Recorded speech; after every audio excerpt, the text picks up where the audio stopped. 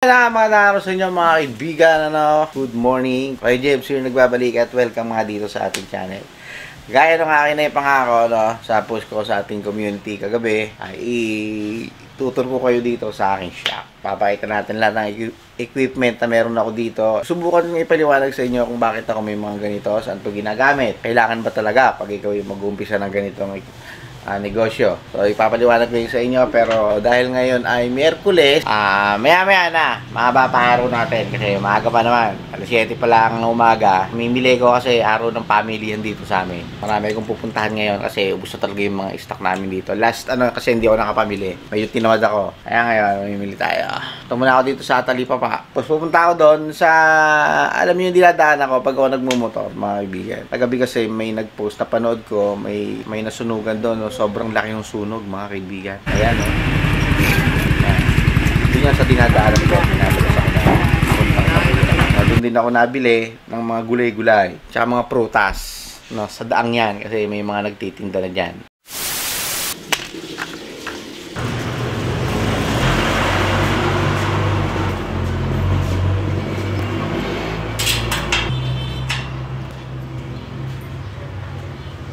A few moments later.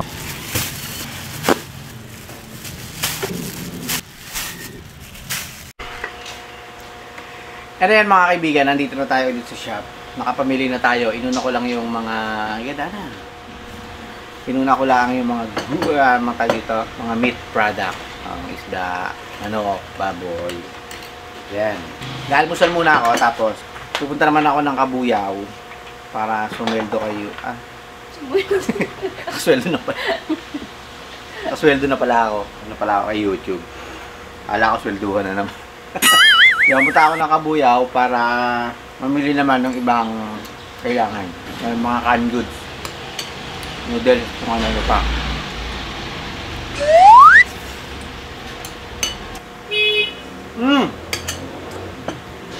Tingnan mo. Gago. Ano ba yun? Daming sakyan, parang nila kay ECQ. Nagpapasalamat pa rin ako mga kaibigan kahit paano. Bumibenta pa rin tayo. Napakalaki ng pakinabang ngayon ng ating laminator machine. Ang pinaka nakakaawa kasi talaga ngayon mga kaibigan, sa sitwasyon natin ngayon ay talaga yung mga araw-araw pumapasok sa trabaho dati na ngayon ay no work, no pay. Kaya may mga small business na mga nagtitinda sa mga bangke-bangke. Ngayon talagang kasi wala talagang silang kita. So aasa ka talaga sa ayuda ng gobyerno kung wala kang ipon. Mga kaibigan, may sasabihin ako sa inyo, isa sa dahilan, kung bakit pinilit kong magkaroon ng negosyo at kalimutan ng pagiging empleyado. Yung makalimutan. O kung ba, iwanan ko na ang pagiging empleyado kasi sa tagal ng panahon na naging empleyado ako. Kaya ako rin ginawa itong channel na to para maka-inspire din ng ibang tao na pasukin yung pagdinegosyo kahit hindi sa ganitong larangan, kung saan ka magaling. Kasi malaki ho talaga yung diferensya kung ikukumpara mo yung kinikita ng isang, kahit na sabihin natin small business, sa mga regular na empleyado. Maniniwala ba kayo mga kaibigan na let's say yung aking suki na kinakainan dun sa Kabuyaw, yung yung mga turo-turo, mga yung tawag doon? Ano tawag sa kasi? Calamares. Yung mga nagtinda ng calamares, maniniwala ba kayo na sa isang araw ay kumikita sila ng 1.5 pataas dyan? Ayun yung kakilala kong Maliit na negosyo, mga kaibigan. Simpleng negosyo, napakaliit na negosyo. Pero kung ikukumpara mo sa mga magaganda ang sinusuot araw-araw pagpasok sa opisina, ay talaga mas malaki yung kinikita nila. Yun ang katotohanan pag ikaw ay nagnegosyo. Hindi ko minamaliit, yung pagiging isang empleyado. So, totoo naman ho yun. Kung nag-uumpisa ka pa lang, or kag-graduate mo lang, maging empleyado ka, wala akong masama doon. Yan ho talaga yung first step. Kung wala ka naman puhunan, so maging empleyado ka, okay yun. Kahit ako, matagal na panahon po kasi akong naging empleyado. Kaya hindi ko yan pwedeng maliitin. Ini-encourage ko lang ho kasi talaga yung iba na pasukin nga yung larangan ng pagninegosyo. Kahit na anong negosyo ho yan. Ngayon habang empleyado ka, mga kaibigan, dapat matuto ka mag-ipon. Planuhin mo kung ano yung negosyo na para sa'yo. kung sa tagal ng pagiging empleyado mo ay alam mo na hindi ka naman nakakaipon, sapat lang yung kinikita mo para sa gastusin nyo o merong kaunting sobra pero hindi ka makaipon talaga para sa sa mga pangangailangan yung emergency. Kagaya ngayon, napakarami ng empleyado ngayon na wala na trabaho tapos wala halos madukot kasi sakto lang yung kinikita nila sa pagiging isang empleyado. Ayun yung pinupunto ko dito mga kaibigan. So dapat meron ka talagang ipon. Magagawa mo lang kasi yun pagka meron kang negosyo. Depende kasi sa empleyado, sa klase ng empleyado. May mga empleyado kasi na professional. Kagaya ng mga doktor, mga engineer, mga yan, okay lang yan. Pero kung ikaw isang simpleng mamamayan lang namamasukan sa isang kumpanya, ang posisyon mo isang regular, alam mo na kulang talaga ang sinasahod mo para makapag-ipon ka. Kaya kaibigan, kung meron kang binabalak na negosyo o naiisip na negosyo in the future, habang ikaw nasa status ng pagiging empleyado, mag-ipon ka na. Umpisahan mo na mag-ipon. Wag puro plano. Kailangan, yung kagustuhan mong may sa katuparan yung iniisip mong negosyo. Inulit ko, kahit hindi sa ganitong larangan. Pero kasi, papasok sa isang negosyo kasi nalaman niya lang na malaki ang kita sa ganon. Or uso. Pero, ibig sabihin, i-execute mo lang siya kasi kailangan. Importante rin mga kaibigan, kung papasukin mo ang isang negosyo ay talagang gusto mo. Gusto mo. Kasi, malaki ho pagkakaiba nun sa kagustuhan mo at saka sa pangangailangan mo. Parang walang pagkakaiba sa pagiging empleyado. Kumbaga ginagawa mo lang yan kasi dahil kailangan mong kumita ng pera. So mapapagod ka, kaibigan. Makakaramdam ka ng pagod. Hindi kagaya ng pagka ang isang negosyo ay talagang gusto mong gawin at yan ang hilig mo. Magagawa mo siya ng maayos kasi nag-i-enjoy ka. Oo, napapagod ka. Totoo yun. Wala namang trabaho na hindi nakakapagod. Pero, nandun pa rin yung saya kasi nga, gusto mo yung ginagawa mo. Ganon. Parang sa pagiging isang YouTuber, sabi nga nila, ang paggawa ng video ay kailangan ma-enjoy mo. Gusto mo talaga para ma-deliver mo sa manonood mo yung content mo ng maganda. Na hindi yung pilit. So ayun lang mga kaibigan, mamaya pupunta tayo doon, dadaanan natin yung nasunugan doon. Grabe kaibigan, napakahaba. Ang haba ng sunog na yun, hindi ko alam kung inabot yung gasolinahan doon na pinagagas. Doon sa lugar na yun kasi ako namimili ng mga prutas. Doon sa tapat ng pinagjajagingan ko na minsan sinabi ko sa inyo.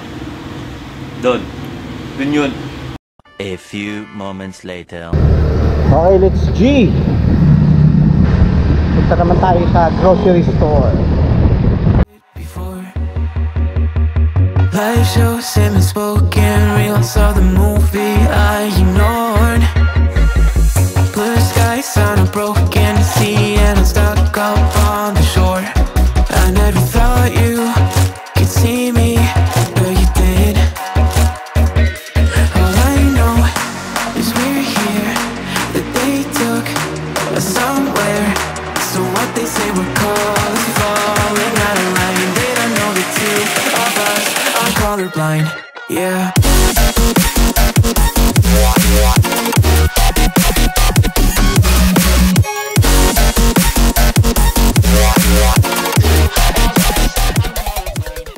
May pupuntahan nga pala muna tayo. Trabaho sa Uniprint. So tara, subukan natin kung makakalusot tayo dito sa papasok na sa Tarosa. Kasi sabi ng kapatid ko, hindi rin pwede pumasok doon. So makikiusap na lang tayo. Ito yung masunog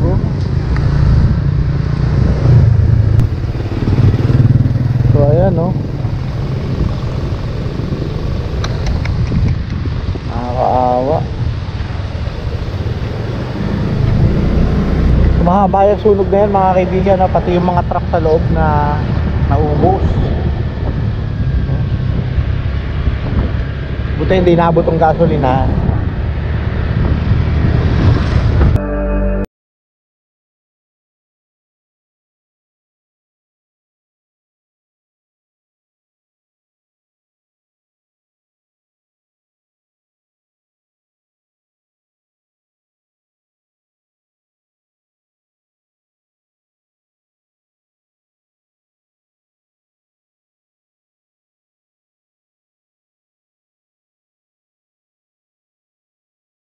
A few moments later. Tara, sunog.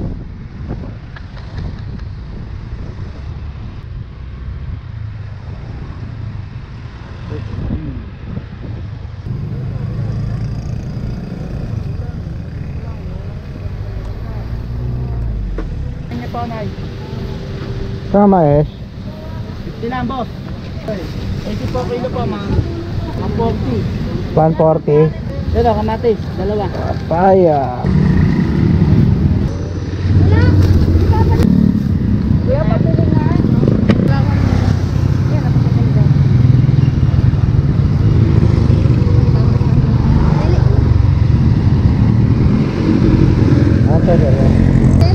Pakitali na lang po. Ang galing to, Nay? Kalawan po.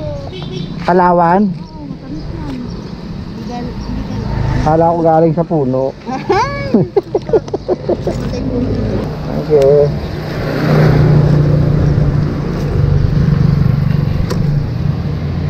A few moments later.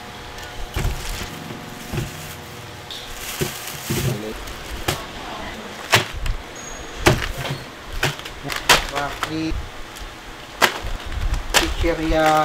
chicheria, paminta, kape, noodles, suka,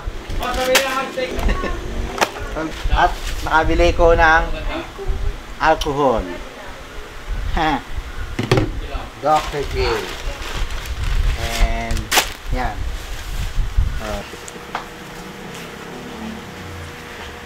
So yan yung mga meat products na pinamili ko kaninang umaga, tsaka yung mga isda, tsaka yung ilang gulay-gulay dyan. Lagi ko na sa rep, hindi na pa kasing umaga yan. Ngayon ay hapon na naman kasi. Kasi ang oras ang labas namin dito, alas 2 ng hapon hanggang alas 6. So yun, sinubukan ko nga tumawid ng Santa Rosa para makuha ko yung ilang materialis na kukunin ko sana sa Uniprint. Kaya lang hindi tayo pinayagan. May nag-i-spray doon, nakala ko naka-play yung aking yung aking GoPro, hindi pala. So sana nakita niyo yung sitwasyon. Nakakahiya tuloy. So Uniprint, Neil, pasensya na ha. Wala, hindi tayo pinayagan eh. Kasi nung nagpalalamove kami, yung sa yung sa pop trade yung in-order ko, sobrang tagal dumating sa akin kasi nga hinaharang daw sila, so nag-aabang pa ng book yung aking or yung may bit-bit nung in-order ko, parang nag-aantay pa siya ng book ng pagkain or ng mga essential bago pa siya nakalusot ng kabuyaw. Kaya medyo mahirap din magpalalamove. Nagpapalalamove din ba sila? Hindi palalamove mo. Subukan din namin ipalalamove.